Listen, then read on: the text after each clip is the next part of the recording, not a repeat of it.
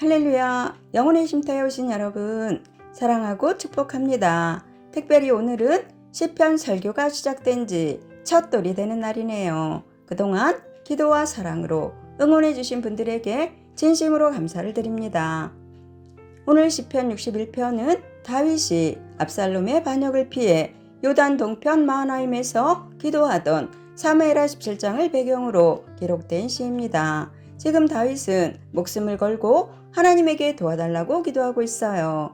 다윗이 기도하는 지금은 아들이 권력의 눈이 멀어 일으킨 반역 사건에 휩싸여 정신적으로 힘들어하고 있지요. 또 육신적으로는 죽음을 앞둔 두려움과 공포에 내 마음이 약해질 때에 땅끝에서부터 주께 부르짖어 오리니 나보다 높은 바위에 나를 인도하소서라고 2절에서 부르짖고 있습니다. 이 말은 아들 압살롬의 반역으로 죽음을 앞둔 두려움과 근심으로 마음의 평강을 얻지 못하고 있음을 보여주며 하나님의 보호와 구원의 상징인 예루살렘으로부터 멀리 떨어져 있다는 것을 고백하는 말입니다. 그러면서 안전한 피난처는 우리 스스로는 올라갈 수 없는 바위라는 말로 그곳은 하나님만이 인도하실 수 있는 가장 안전한 공간이요 평강을 얻을 수 있는 하나님의 임재가 있는 곳이라고 말씀하고 있습니다. 영혼의 쉼터를 사랑하시는 여러분, 지금 여러분도 알지 못하는 어려움이나 두려움 때문에 떨고 있으십니까?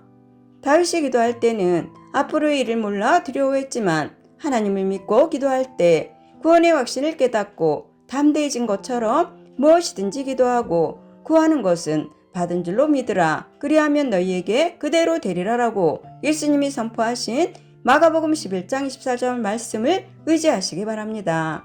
그러므로 시편 61편이 우리에게 주는 교훈을 살펴보면 첫째, 마음이 약해질 때 더욱 기도에 힘쓰라고 하십니다. 사람은 누구라도 자기 마음이 약해지고 무력해지는 것을 원하지는 않지요.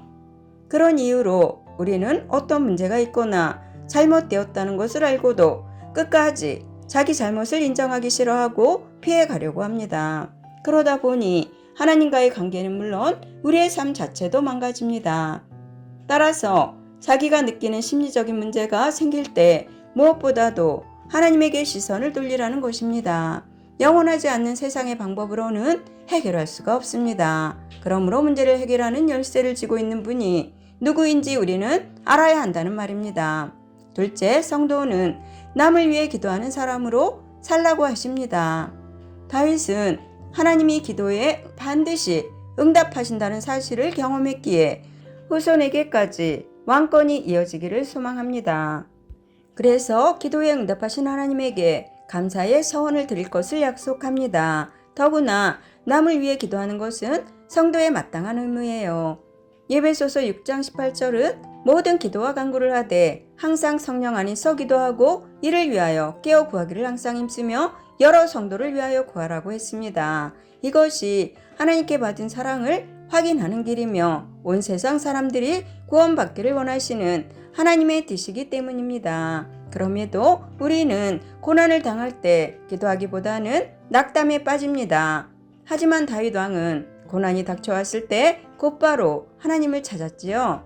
그렇게 고난을 당할 때 우리의 모습은 믿음을 보여주는 증거와 같습니다. 1절로 2절은 땅끝에서 기도하는 다윗을 보여줍니다. 다윗은 아들 압살롬의 반역으로 예루살렘에서 쫓겨나 산으로 들러 정신없이 도망가고 있습니다. 그 순간에 다윗이 믿고 의지할 분은 하나님뿐입니다. 더구나 아들 압살롬이 벌인 반역 때문에 몸과 마음이 무너져 있지요. 그래서 그는 이런 상황을 땅끝이라고 고백합니다.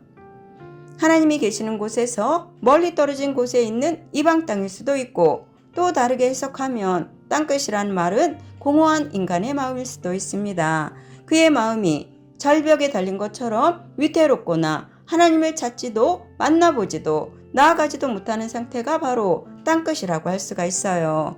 3절로 5절에서 다윗은 하나님께 대한 신뢰를 고백하며 참된 피난처가 되시는 하나님을 보여줍니다. 그래서 나보다 높은 바위에 자신을 인도해달라고 간구하는 것입니다. 하나님이 안 계신 곳은 너무나 위험하고 고통스럽기에 어디에 있을지 어디로 가야 할지 알 수 없는 막막한 장소일 뿐이에요. 그래서 하나님을 찾는데 그 이유는 하나님이 안전한 피난처요 견고한 망대이기 때문입니다.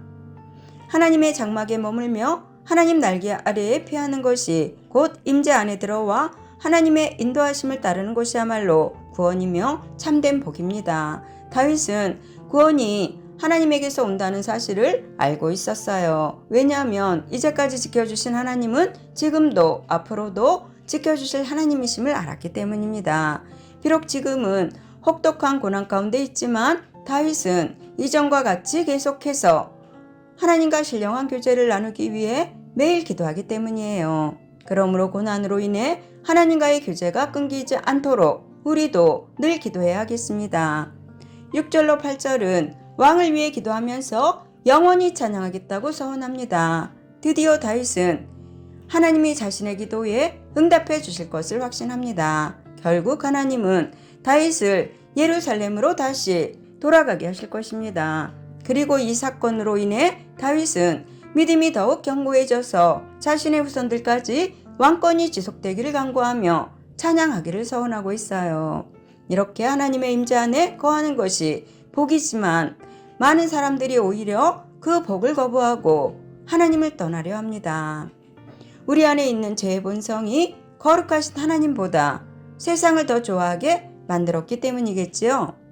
그래서 스스로 땅끝으로 걸어가기도 합니다. 하나님의 뜻과 능력으로 그 백성을 인도하는 왕의 다스림을 받는 것은 정말 복입니다. 영혼의 쉼터를 사랑하시는 여러분, 내가 주의 이름을 영원히 찬양하며 매일 나의 서원을 이행하리이다라는 고백이 우리 모두의 고백이 되셨으면 좋겠습니다. 사람을 무너뜨리고 지치게 하는 고난을 좋아하는 사람은 아무도 없습니다. 하지만 그 고난을 어떻게 바라보느냐에 따라 신앙의 결과는 달라지겠지요. 우리도 예수님을 믿고 기도할 때 고난을 이겨내고 예수님과 동행하며 우리의 왕 되신 예수님의 다스림 가운데 복된 삶을 살아가시는 여러분들 되시기를 예수님의 이름으로 축원합니다. 아멘. 감사합니다.